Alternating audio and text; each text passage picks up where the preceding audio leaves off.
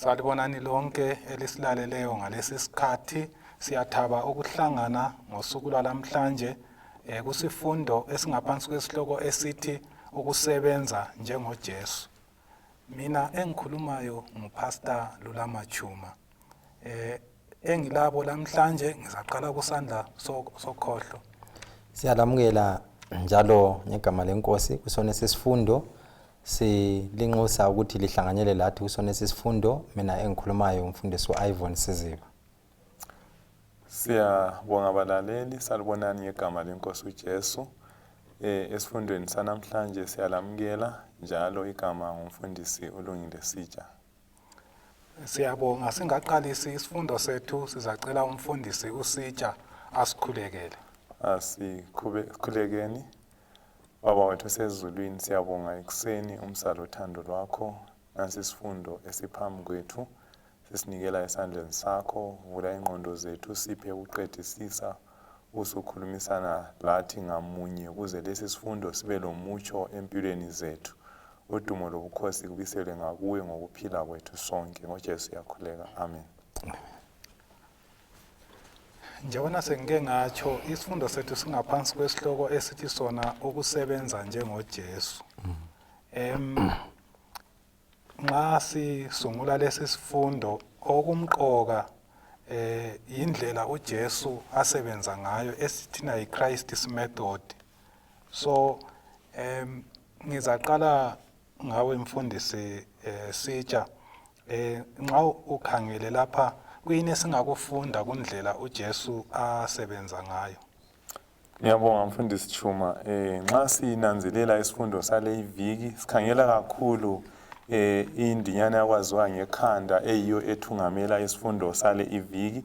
Ngizacela maybe umfundisi Siziba asifundele indinyana yakwaziwa ngekhanda singakaze sikhulume ngayo. Siyabonga. Sithola encwadini kaMatewu 9 ivesi lika 36 lapho athi kwathi ebona amaxuku waba lesihelo ngawo ngoba ayekhathele ehlakazekile njengezimvu ezingelamelusi. Siyabonga kakhulu mfundisi. Sinanzelela ke lapha ukuthi uJesu nxa singakhangela indlela asebenza ngayo, ukuqala sithola ukuthi uJesu wayenakekela abantu ngezinye indlela, wayezihlupha ngokweqiniso ngendingeko zabantu ngokuqala lokho. Ukuthi ukuthi uJesu kafinyelanga abantu kuphela physically kumbe enyameni, wabafinyelela futhi ngitsho lasemphefumulweni. Lokho wayesenelisa ukuthi abone indingeko yomuntu yakomoya, enelise njalo futhi ukufinyelela indingeko yomuntu yenyama, wenelisa njalo futhi ukufinyelela indingeko zabantu nje in general, angithi. So ke okunye sikuthola ngeapproach kaJesu ukuthi wazihlanganisa labantu, esezihlanganise labantu wenelisa ukunanzelela ke indingeko zabo, right? Esenanzele indingeko zabo kuthiwa khona wasefinyelela indingeko zabo engakaze ababize ukuthi ngilandela nini. Ngibona ngani iapproach kaJesu le kumbe indlela uJesu asebenza ngayo yiyo indlela njengamaKristu okumele ukuthi siyilandele. Ukuqala singene phakathi kwabantu, okwesibili sinanzelele indingeko zabantu sibe sesizifinyelela andubana sibabizele kuJesu. Siziba umfundisi Siziba uthini ngesingakufunda kundlela uJesu asebenza ngayo? Ngiyabonga mfundisi. Engunanzele ukuqala lapha ukuthi uJesu Kristu njengenkosi yezulu, njengenkosi yobukhosi, uhlubula ingubo zakhe zokubusa, abeke umqhele wakhe wobukhosi eceleni, wazehlisa wazithoba ukuthi afinyelele abantu lapha abakhona. Inkosi onguye wadala izulu lomhlaba, owadala konke, uhlubula afake eceleni konke ukuthi abantu abafinyelele lapha abakhona. Isifundo esiqhakathekileyo sokuqala engisinanzelele ngendlela uJesu asebenza ngayo, ufinyelela lapha abantu abakhona. Njalo futhi nginanzelela ukuthi indlela ayisebenza ngayo indlela eyayithinta inxa zonke zomuntu. Yayithinta impilo yonke yomuntu, ithinta ingqondo, ithinte impilo umzimba, ithinta okomoya. Akula sigaba sempilo ukusebenza kwakhe okungafinyeleli abantu. nginanzelela futhi ukuthi indlela uJesu wasebenza ngayo uJesu ingathi wananzelela ukubana kule ndingeko enkulu umhlaba udinga isibonakaliso sevangeli uKristu abesesiza ukuthi azoveza azodemonstrate ngokuphila kwakhe ukuthi ivangeli kuyini kazange likhulume kuphela kodwa uyaliphila ukwenzela ukuthi ngempilo yakhe sibone ukuthi ivangeli kuyini. Okay. Okunye singakunanzelela ukuthi uJesu isikhathi sakhe esiningi wayesichitha esuthisa indingeko zabantu. Selapha abagulayo nika ukudla labo abalambileyo. Then sasesilutshwana isikhathi ayesiqeda eChumayela. So kodwa lapha Chumayela khona abanengi babe phendukela ekusindisweni ngoba indingeko zabo ezenyama zaziyabe sezisuthisekile njalo lokuthi isono nxa sasingena sa affect umuntu wonke lokho esithi siyabe kusuthisa indingeko zenyama kuyabe kungama results awesono njalo lanxa kuchinyala ivangeli kumele ivangeli li address umuntu wonke. So angazi ukuthi lapha sifundani kundlela uJesu ayekhangela ngayo abantu iattitude kaJesu ebantwini abayizona abalahlekileyo. Siyabonga mfundisi. Nxa sikhangela indlela uJesu ayekhangela ngayo abantu ukuqala sinanzela ukuthi uJesu wayesithi nxa ekhangele umuntu wayembona ngesigaba angaba yiso sona ebungconweni bakhe umuntu ngezinye indlela wayengakhangeli umuntu ngalokho ayikho khona wayekhangela umuntu ngalokho angaba yikho khona ngokuqala lokho unlike indlela abantu abekhangelana ngayo uJesu efika abantu abekhangelana besihlukanisana ngemihlobo langama classes lakho ngokuthi uJesu wayekhangela umuntu ngalokho ayengaba yikho khona. Yikho ke sithola ukuthi uJesu ungakuluka chapter 15 laphana iverse ngo2 sithola ukuthi uJesu bayamchothoza ngokuthi uyazihlanganisa lezoni labantu abekhangelwa njengezoni bayakhangelwa phansi abantu abangalunganga ku society ama tax collectors and so forth. uJesu ubonakala ezihlanganisa labo bonke labo bantu base bemchothoza ke ukuthi kanti yena ungumuntu onjani odla lezoni odla labantu abakhangeleka njengabantu abangalunganga. Then ke sithola futhi ukuthi uJesu uyaphendula kuMatthew chapter 9 laphana iverse ngo13 uJesu uthi yena lingacabanga ukuthi mina ngilande abalungileyo angilandanga abalungileyo kodwa ngilande izoni right ukuze zize ekuphendukeni. Ngezinye indlela engufunda lapha ukuthi nxa njengamaKristu singaba le attitude kaJesu singaba lalo umqondo kaJesu kumbe singaba lengqondo kaJesu yokukhangela abantu ngendlela abangaba yikho khona ngalokho abangaba yikho khona hashi lokho bayikho khona sibakhangele sebephendukile sibabone bengabantwana bombuso kaNkuluNkulu ngokunye khona lokho. Then maybe ekugcineni bese nanzela futhi ukuthi uJesu uthi yena uJohn chapter 8 verse 12 laphana uziveza yena njengokukhanya kwezwe ngezinye indlela nxa wayekhangela abantu abasemnyameni kwakumele ukuthi yena njengokukhanya abafinyelele emnyameni ukuze umnyama lwana usuke kibo kumbe ubunyama lobuyana busuke kibo kule alethe ukukhanya empilweni zabo. Azisiziba uthini ngendlela uJesu ayekhangela ngayo abantu. Ngiyabonga okunye umfundisi sithi sekuthethe ikakhulu nxa sikhangele kuLuka ngo15 khonapho sizananzela ukuthi abathungameli bezenkolo ngasona isikhathi babemzondela bemchothozela ukubana wamukela izoni njalo udla lezoni. Wamukela izoni udla lezoni. Omnye umlobi nxa eloba uthi obaba labomama abanengi kumbe abantu abanengi abadingi inkolo kangako kodwa badinga uthando. Badinga ukuthandwa. Ayikho enye into eqhakathekileyo kakhulu abayidingayo okwedlula ukuthandwa. Ngizama ukucabanga lapha mfundisi Tshuma ukuthi ievangelism yethu nxa ingakabi luhlelo lwebandla kumele ukuthi kube yinto esichiseka ngayo. kube yinto ephakathi kwethu, ibe ngumlilo ovuthayo phakathi kwethu. Njalo nxa sizaphumelela ekusebenzeni kwethu, kumele ukuthi sinakekele abantu. Kumele ukuthi sinakekele abantu. Ngakhangela indlela uJesu wasebenza ngayo labantu. Okwedlula konke uJesu abantu wabathanda. Wathanda abantu kakhulu. Wazinikelela ebantwini. Ngezindlela impilo yakhe yonke wayithulula eyithululela abantu.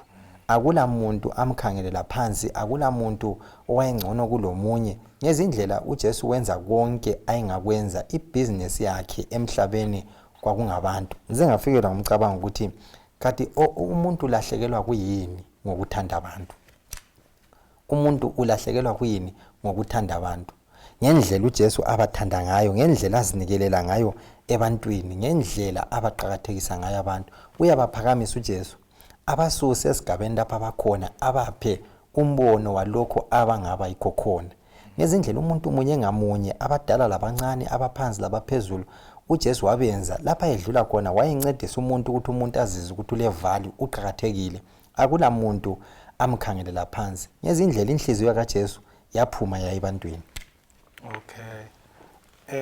Laphana kukhulunywa ukuthi lingusawudo wezwe. Kanti umsebenzi wesawudo ungaphi? Ukuphakathi kwe-salt shaker kumbe usembizeni kusithebo? Ngambona abaningi abantu bebangisana ukusebenza eChurch. Umsebenzi wethu ungaphi? Nxa thina amaKristu singusawudo wezwe. Umbuzo omuhle lo mfundisi Tshuma. uJesu ke uletha lo umzekeliso kumbe lo umfanekiso wesawudo efanisa lamaKristu. Uthi yena lina lingusawuthi wezwe. Abese khuluma ke ukuthi isawudo nxa lingalahlekelwa yibusawudi balo, angithi kalisela ncedo, kalisela sizo, somele nje liphoselwe khatshana abantu balinyathele ngenyawo. Ngezinye indlela uJesu ayekuveza lapha ukuthi njengamaKristu njengoba usitsho isawudo nxa lilodwa laphana li-useless. Nxa lingafakwanga esitshebeni, lingafakwanga lapho kumele lifakwe khona kumbe lihlangane lokudla, kalisebenzi. So unjalo umKristu. So uJesu lapho uveza indlela yena a-approacha ngayo abantu. uJesu simthola engena phakathi kwabantu njengesawudo kumele lingene phakathi kwani? Phakathi kwesitshebo. Okunye sekunanzelayo futhi ngesawudo, waye uJesu esebenzisa isawudo. Usebenzisa isawudo ngoba ngalezo nsuku isawudo laliyinto eligugu kakhulu, leyinto eyayimangalisa. Babebhadala abantu ngalo isawudo, bethenga izinto ngalo isawudo ngoba kwakunzima ukutholakala kwalo. Okokuqala, okwesibili lalilosizo kangaka. So ke sithola ke impilo yomKristu lapha uJesu efanisa lesawudo njengempilo omele ukubana ibe ligugu, ngendlela esenza ngayo izinto, ngendlela esihlangana ngayo labantu. Abantu kumele bakhwabithe, bakholise ukuba phakathi kwamaKristu. Okay. Mhlawumbe nganye icomment yakho ngesalt uzayihlanganisa lalokho ukuthi uJesu yena abantu wayebaphatha njani, i-treatment kaJesu, indlela ayekhulumisana labo ngayo. Ungathini ngakho? Sikhangela izimanga ezilaphana kuMatewu 8 lakuMark 12. Okay. Ngiqalise khona ukuthi ngihlanganise khona. Okunye ukuxhuma kusitsha lapha zananzela ukuthi ngaphandle ukuthi isawudo laliyimali, lalisetshenziswa njengemali, sizananzela ukuthi isawudo futhi laliveza kumbe laliyisibonakaliso senotho. Laliyisibonakaliso senotho emangalisayo. Angazi ukuthi babe kube kanjani lokuthi laliligugu okunganani, kodwa ukhanya laliqhakatheke kakhulu okwedlula ngendlela yebe lingabe liqhakatheke ngayo ensukwini zanamuhla. Ngezindlela uJesu lapha nxa esithi lingusawuthi wezwe, ayekutsho ingqondo yayikhona ngeyokuthi nxa kuyikuthi isawudo laliligugu ngaliyani indlela ngensuku leziyana, nxa ukuthi isawudo laliveza ukunotha ngendlela yona liyane emuva ngale, uJesu ayekutsho ukuthi inotho yalapha emhlabeni kumbe amagugu aqhakathekileyo kakhulu asobantu abanothileyo kumbe asonotho yalapha emhlabeni kodwa ngamaKristu aphila impilo elusizo esigabeni. uJesu ngenza indlela lapha uthi amaKristu awazwakala esigabeni awabonakale akuzwakala ukuthi kulomKristu lapha. Ngezindlela uthi impilo yethu ayibe impilo eletha inguquko empilweni zabantu. Njalo futhi nxa sikhangela indlela uJesu ayephatha ngayo abantu sizananzela ukuthi uJesu ekuphileni kwakhe wayesenza konke angakwenza to bring out the best in people, ukuthi kuphuma izinto ezinhle ebantwini. Siyaphiwa lapha incwadi kaLuka ngo4 iverse ka22 even indlela ayekhuluma ngayo labantu loba kwakuphakathi kwesigaba esenjani amazwi ayephuma emlonyeni kaJesu kwakuphuma amazwi alungisiweyo akhethiweyo, amazwi angalimaziyo, amazwi angahluzuliyo, amazwi angazwisi buhlungu, angaqhaqhadabula inhliziyo. Wayekwazi ukukhetha amazwi uJesu. Kwesinye isikhathi siyafika esigabeni lapho esithi la nxa sikhuluma iqiniso kumbe siyachumayela singabi le ndaba lamazwi siwakhethayo, singabi le ndaba lokuthi sikhuluma amazwi anjani ebantwini abanjani. Kodwa isifundo esisithola lapha kuJesu la uJesu kazange asebenzise amazwi abuhlungu, wayekhetha amabala ayencedisa ukuthi lo muntu olaleleyo abe lethemba azibone sengcono. Ake ngicine ngalapha nxa ukhangele nguMatewu 8 verse 5 siya ku10. uJesu lapho ukhuluma lo baba lwana induna lana yaseRoma umcenturion lwana wayegulelwa inceku yakhe. Iyabuya ithi inceku yemisebenzi sami senjani siyagula, ngicela ukhulume nje kuphela ilizwi. uJesu uthini uphendula uthi ngiyabuya nginjani ngizomela lapha bese sithini sija uthi hayi khuluma ilizwi nje kuphela kudinga ukuthi ubuye ngapi endlini. uJesu abese sithi anizange ngeke ngifumane ukukholwa okunje ngitsho ivini kobani koIsrael. Ngizama ucabanga ukuthi ubaba lomcenturion lo wayengasomjuda, wayengekho ebaJudeni ngapha, wayengekho endlini ekhethiweyo, wayengapha komaRoma. Uzwa njani nxa kukhulunywa amazwi amahle njalo kuye?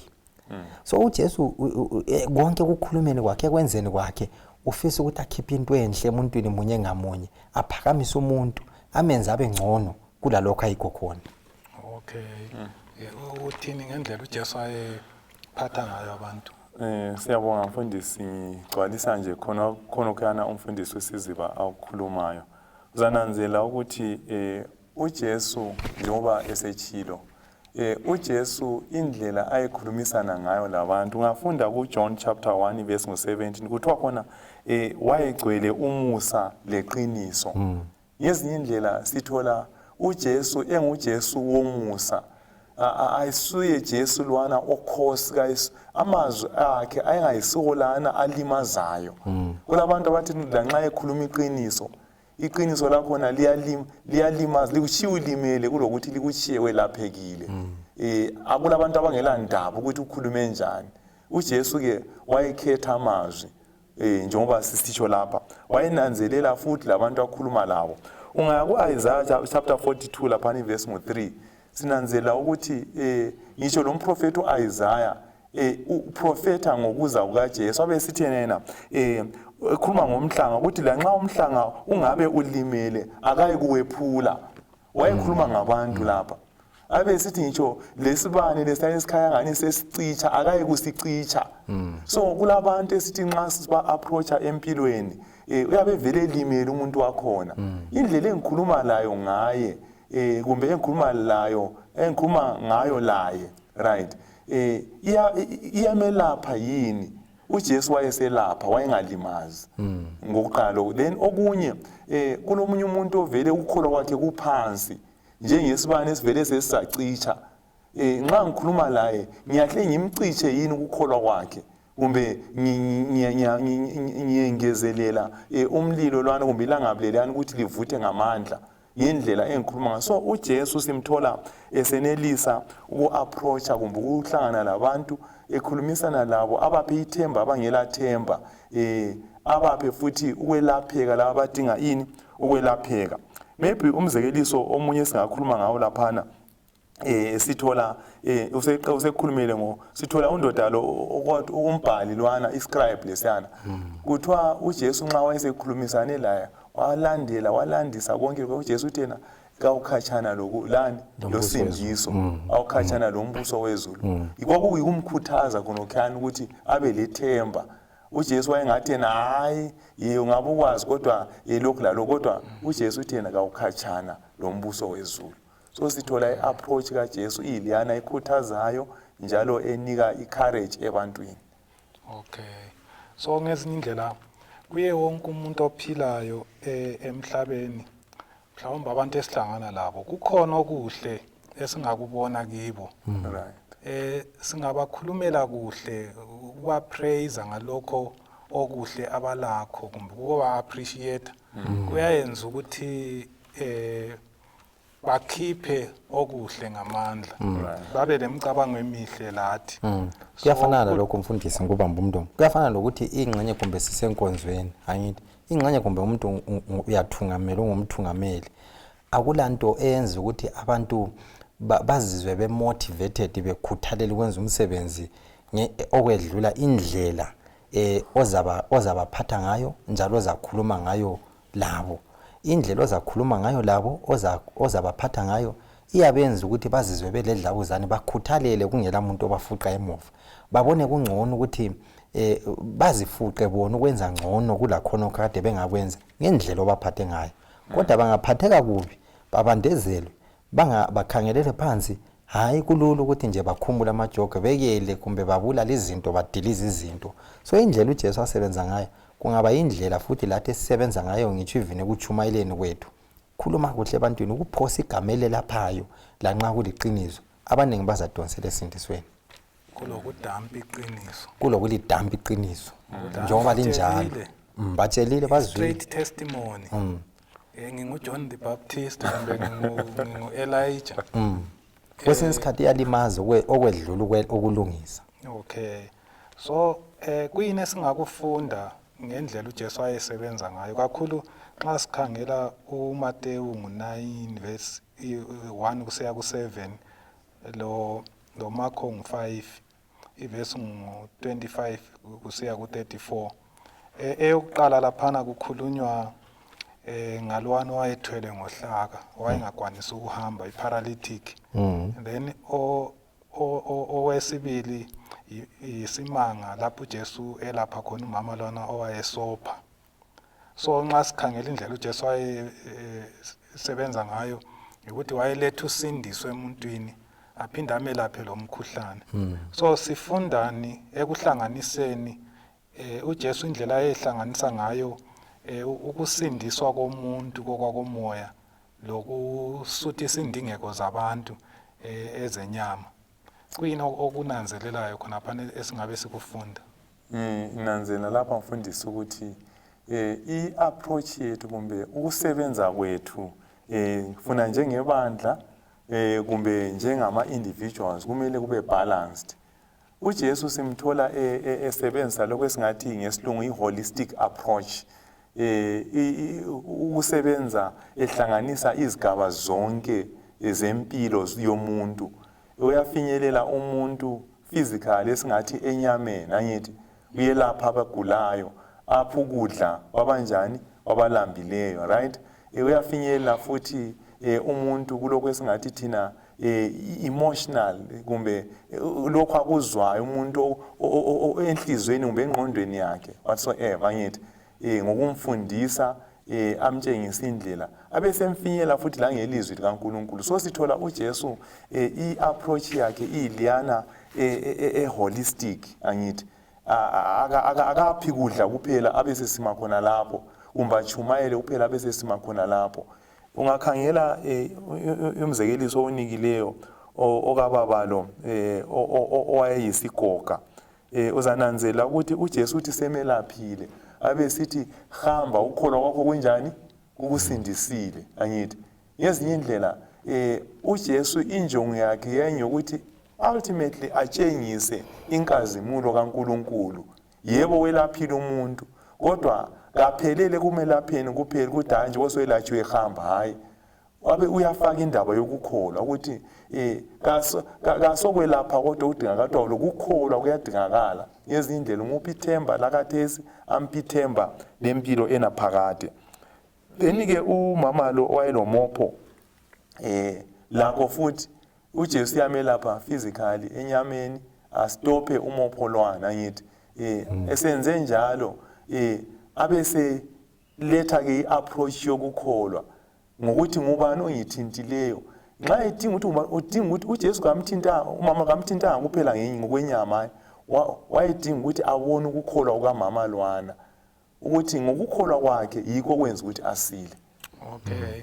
So ngezinye indlela imisebenzi emihle esiyenza kusuthi sindingeko sakho ubudlelwano labantu ukuze siba introduce kuJesu.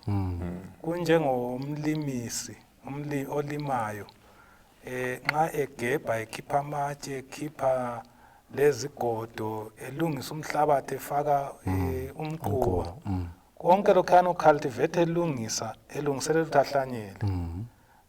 Otherwise ukuphonga ukucenta nje ulungisa umhlabathi ungahlanyeli lutho uyabunga injongo yakho njengomlimi uyabungayenzanga. So ngezinye indlela iministry yokusuthi sindingeko ilungiselela ukuhlanyelwa kwevangeli. So uthini siziba ngeministry kaJesu? Jesu lapha mfundisi sinanzela ukuthi wayenanzelela indingeko ezikhona ebantwini. Imihla ngemihla insuku zanamuhla lathi siphila phakathi kwabantu njalo siphila labantu abalendingeko ezitshiyeneyo. Abanye ngabantu abagulayo, abanye ngabantu abaswelayo, abanye ngabantu abakhathazekile emoyeni, abanye bakhathazekile engqondweni. Siphila phakathi kwabo, siphila labo. uJesu wayenanzelela indingeko zonke lezi. Ingathinta ezinye ngamafitshane uNicodemus. uJesu ufinyelela spiritual need kuNicodemus. Umama lwane eSamaria spiritual need. Undoda lwane eBethsaida physical need. Emchadweni uJesu uyangenela ukuthi ungabi le embarrassment. That was a need serious. Kwaze kuyaba le embarrassment serious. uJesu almost isigaba sonke uyangenela ukuthi athi address ama felt needs ayekhona. Sinanzela ukuthi indingeko lezi nswelo lezi ezikhona ezinye omunye umuntu uyabezama elwisa ukuthi ingxenye achiye utshwala, achiye ukubhema. Omunye ulama problem emchadweni wakhe, omunye ulama problem financially. Kulama needs kulendingeko ezinengi ezigcweleyo. Inanzela ukuthi la nxa uJesu abantu abanengi laba wabafinyelela bonke abelaphayo, bonke abakhipha amadimoni bafa. Ngakho ngitsho lo yedwa ophilayo bonke bafa. Iministry kaJesu lapha iba balanced ngendlela yokuthi ifocus yakhe ayikho kuphela kuma physical la kuma temporary felt needs. Kodwa uJesu injongo yakhe lapha yayingeyokuthi la nxa ebelaphile kodwa adlule ngale kokwelapha umkhuhlane emzimbeni, lokususa umkhuhlane emzimbeni, lokufaka ukudla etafuleni. Kodwa uJesu wayefisa ukuthi abantu laba la nxa sebelatshiwe physically kodwa babe lobudlelwano loThixo, babe mazi. Yikho kuJohn 17 lapha ngo3 sithi nansi impilo enjani engunaphakade ukuthi babe kwazi uNkulunkulu. Ngezindlela uyadlula ufisa ukuthi abantu bangapheleli kuphela ukuthi hayi arthritis isiphumile, iBP isiphumile, lokhu sekuphumile amehla sebona, kodwa ufisa ukuthi babe lobudlelwano loNkulunkulu. Bafa bonke abelaphayo kodwa uthi bafa belobudlelwano loNkulunkulu yini? Singabe lapha la namuhla sibakhulekele basile kodwa ultimately okuqhakathekileyo ayisikho kusile emzimbeni. Okuqhakathekileyo ukuthi babe lobudlelwano loNkulunkulu bathole impilo engunaphakade. So uthi wena indingeko enkulu kulazo zonke ikusindiswa esonweni. Kodwa ngingasuthi sindingeko enkulu kulazo zonke kumele ngiqale ngendingeko lezi ezincane. Ngiphendula ngalendlela mfundisi. Kuyamsizana umuntu ukuthi aqede umkhuhlane emzimbeni, asile abe healthy, ayekufa aswelakala embusweni wezulu. Lokuthi umuntu aphile lo mkhuhlane wakhe ayekufa atholakala embusweni wezulu. Okay. Manje nxa likhangela ibandla lamhlanje ibandla lingaphi? Kuyini elikwenza kakhulu ukuchumayela ivangeli kumbe ukusuthi sindingeko zabantu? Ukubona njani sitsha lingaphi ibandla kulezi nsuku kumbe njengama Kristu singaphi as individuals? Ngiqhakathekisa kakhulu ukusuthi sindingeko ngingadluleli phambili kuya introduce umuntu kuJesu kumbe sibuya ngoJesu kuphela sizechumayela uJesu, kodwa ukuthi abantu isimo sabo balendingeko bani singelandaba. Nxa ukhangela ubona njani? Kunzima ukuqamba amabandla, kodwa nxa ngikhangele ibandla mbona ngani imizamo ibe khona kumbe ikhona iyokuzama ukubhalansa yikho kulezibhedlela yikho kulezikolo yikho kulabafundisi abachumayelayo wonke la ngama ministries azama ukuthi abhalansise indingeko zoluntu kulabantu abagulayo omele bafinyelelwe physically angithi ezibhedlela yikho njengebandla sakha izibhedlela kulabantu abadinga ukufundiswa ungakhangela kade esinxeyini ke njengomzekeliso sile solusi liyane lapha angithi isolusi being the mother of missions sithe Africa angithi ifinyelele abantu abanengi kundingeko zokufundisa abantu angithi xa sikhuluma ngokufundisa abantu bafundiswa izigaba eziningi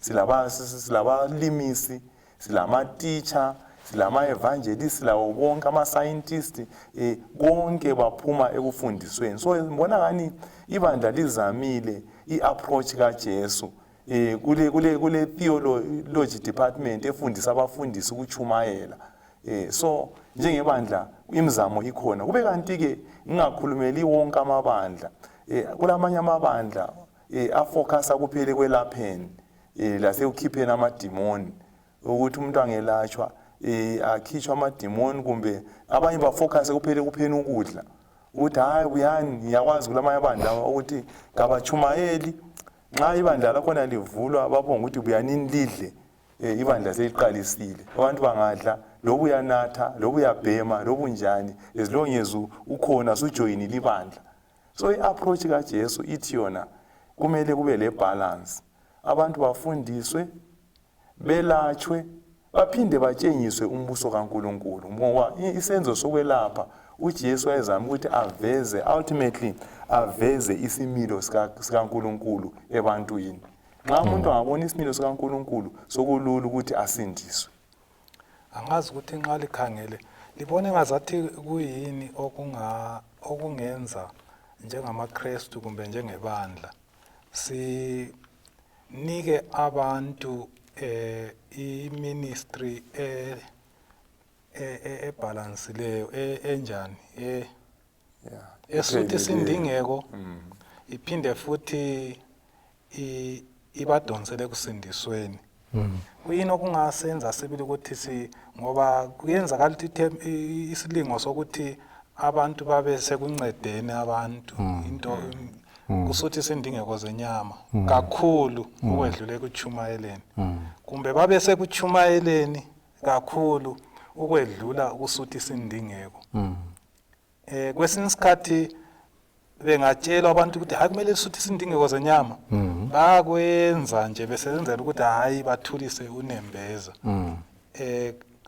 kuyini esingakwenza okungasenza ukuthi sibe lokusebenza ebantwini okuyikho singathi indlela kaJesu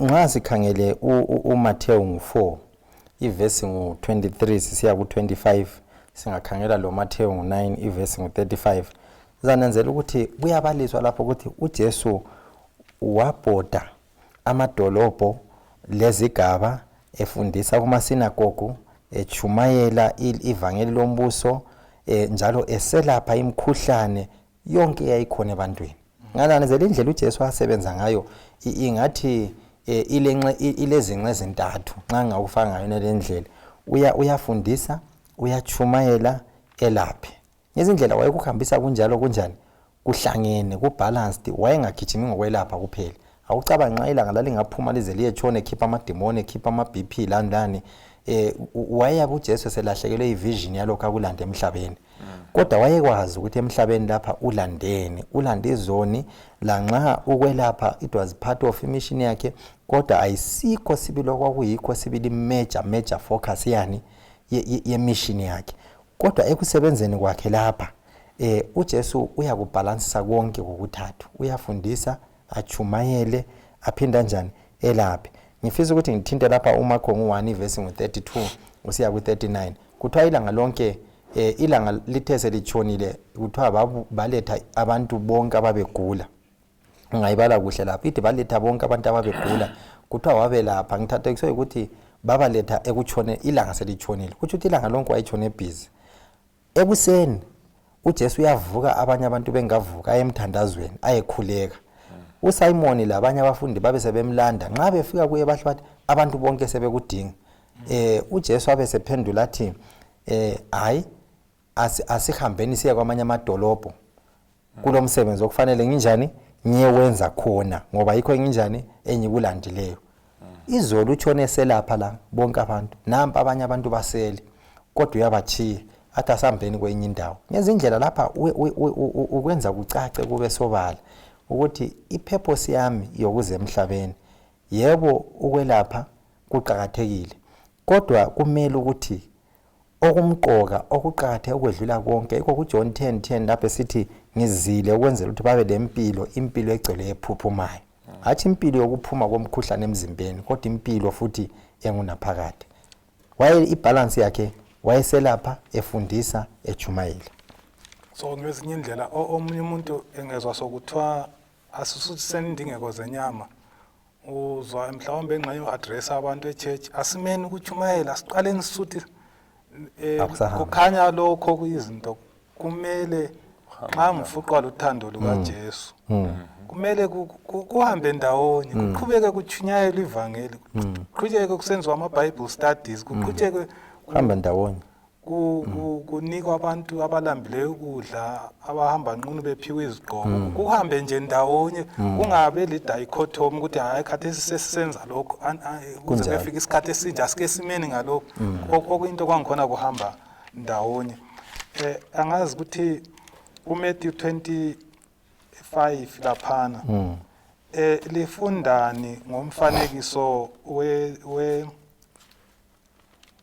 izimvu lembuzi lamathalenta yes ukuthi kuyini esingabe siyakufunda laphana especially ngendlela ibandla ngesikhathi sokucina lizasebenza ngayo lekubona njani uMatthew 25 laphana mfundisi nginanzelela ukuthi uJesu uletha indatshana lezi esingathi ngama-parables ngesilungu ezintathu okokuqala uletha indaba yentombi ezilitshumi right zonke lezi ndaba zazijonge ukuthi zilethe amaqiniso athize ebandleni lokucina elalesi sikhathi indaba yentombi ezilitshumi laphana okukumqoka ngayo yikuthi abantu abaphila ngensuku zokucina kumbe ibandla eliphila ngensuku zokucina kumele liveze ukukholwa kweqiniso sithola ukuthi kule ntombi ezinhlanu zazilezibane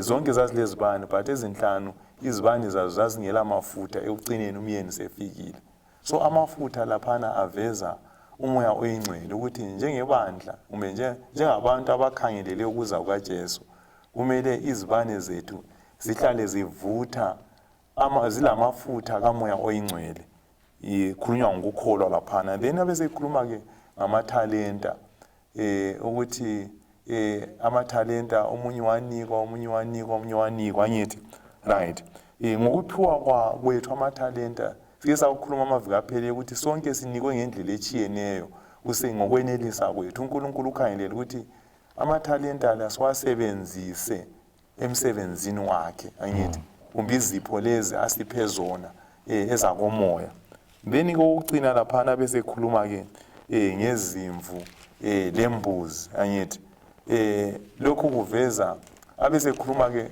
nxa sikhuluma ngezimvu lembuzi lapho kuthintwa khona ke laphana ngendaba yokuthi wangibona ngilambile awungiphanga ukudla wangibona ngisejele awungivakatshelanga and so forth amaqiniso ke avezwa nguJesu laphana kapheleli ekudleni kuphela kapheleli ezembathweni kuphela ezigqokweni hayi ayadlulela phambili uJesu abeseveza okwakumelwe yilezi ndaba okuliqiniso likamoya kumbe kuliqiniso leBhayibheli lebo mfundisi sizibuza sincedisa kulokho okunye engikutshiyileyo otherwise ibandla lingama kuphela ekusuthiseni indingeko zenyama kalisela mahluko lama-organization amanye asebenza ukufida abalambileyo lokufundisa izintandane kuyabe kuqakathekile kodwa ungabona selimi khona phana kalisehlukananga lama organization lawo ibandla lile mission engaphezulu ukusuthisa indingeko zenyama kakhulu.